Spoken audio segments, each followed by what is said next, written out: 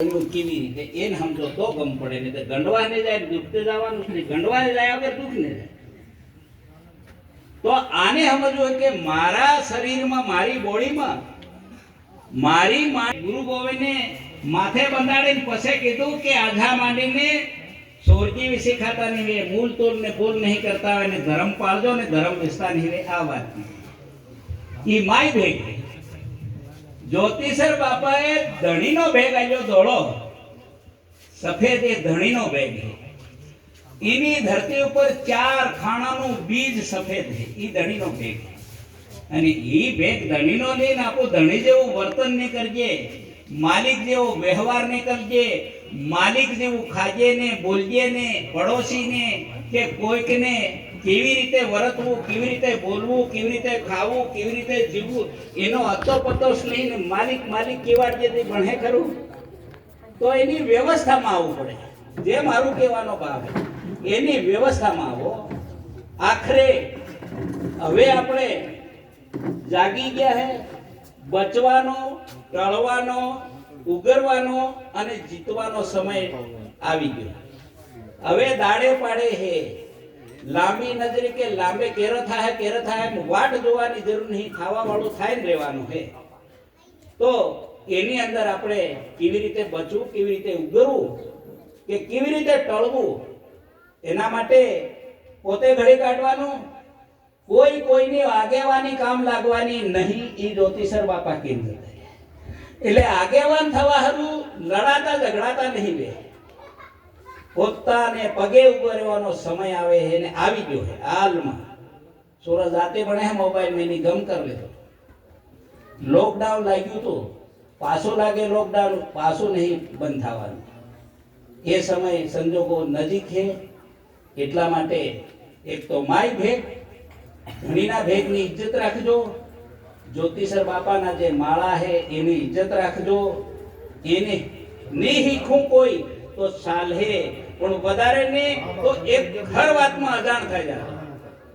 ગાય, ભેંસ, બળદ, પક્ષીઓ, પ્રાણીઓ અને આ જળ ખાણ વનસ્પતિ છે એ ભણતસ નહીં, છતાં પણ એને ખબર છે કે એક જાવળજુ આ રોપી દીધું અને આટલે વાલુળજાનો છોડ રોપી દે, તે વાલુળજાનો છોડ વેલો એનો શેડો કા જાહે?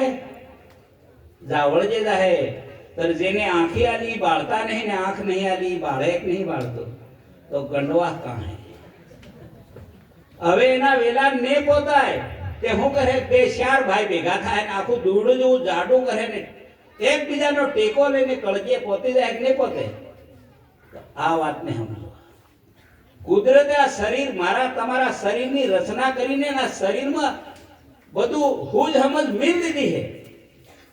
તે ને ખાવા જેવું ખાઈ જાય તે ઉલટી કરીને કાઢ નાખે. એ માણસ નહીં કાઢતો, મય અંગ હે, એની રચના કરેલી છે કુદરતે. એ રચના એને મય નહીં જવા દીધી, એને કાઢ ડડેકા નુકસાન કરવા વાળું એને સમજો. બીજું મય જાતું રહ્યું પણ બહાર તો નહીં આવે એવું. જઠરમાં હું આતરડામ જાતું રહ્યું તો એને ઝાડા કરીને કાઢ નાખે. મય રેવા દેતું તો આ તાકાત મનક મારી તમારી કન હે. મય કુદરતે એવી રચના કરી. આંખમાં જરીક કસરો પડે તો પાણી આવે છે આપોઆપ એને ધોઈને સાફ કરે. મોઢામાં કોઈ પણ વસ્તુ મિલો તો એને કાઢવા કાતે પચાવવા, બે રીતે મય લાળ આપોઆપ ધરે. આ હે અમૃતની.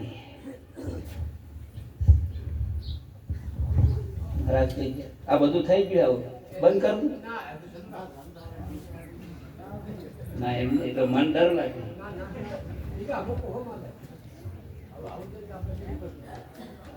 તો હર ચીજ ને સમજો.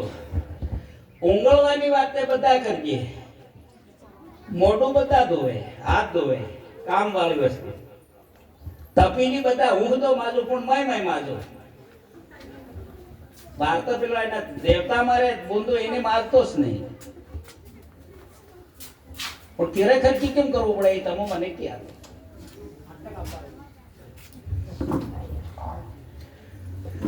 એટલે આ દિન સુધી મારે કહેવાનું એટલું છે. તો આગળ મૂકો.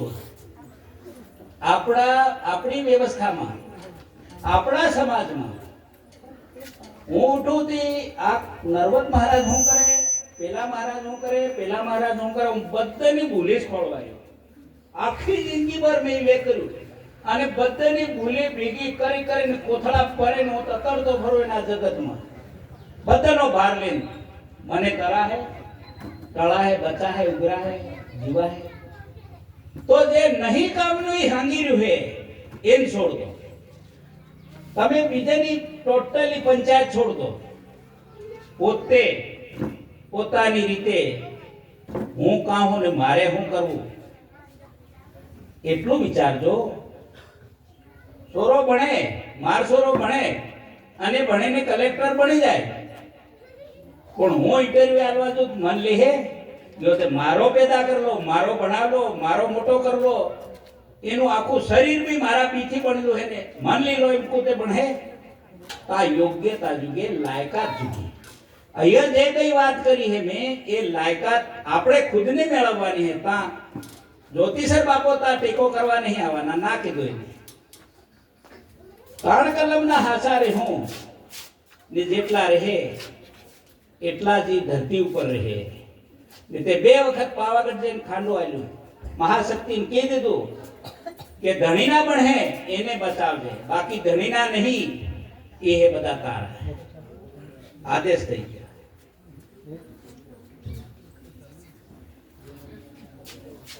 તો પૂર્ણ વિરામ કરો એમ આદેશ થયો હે તો મારી વાત પૂરી નહીં કરશો. બંધ કરું. સબ સંતને, ગત ગંગાને, સભા મંડળને, દેવી દેવ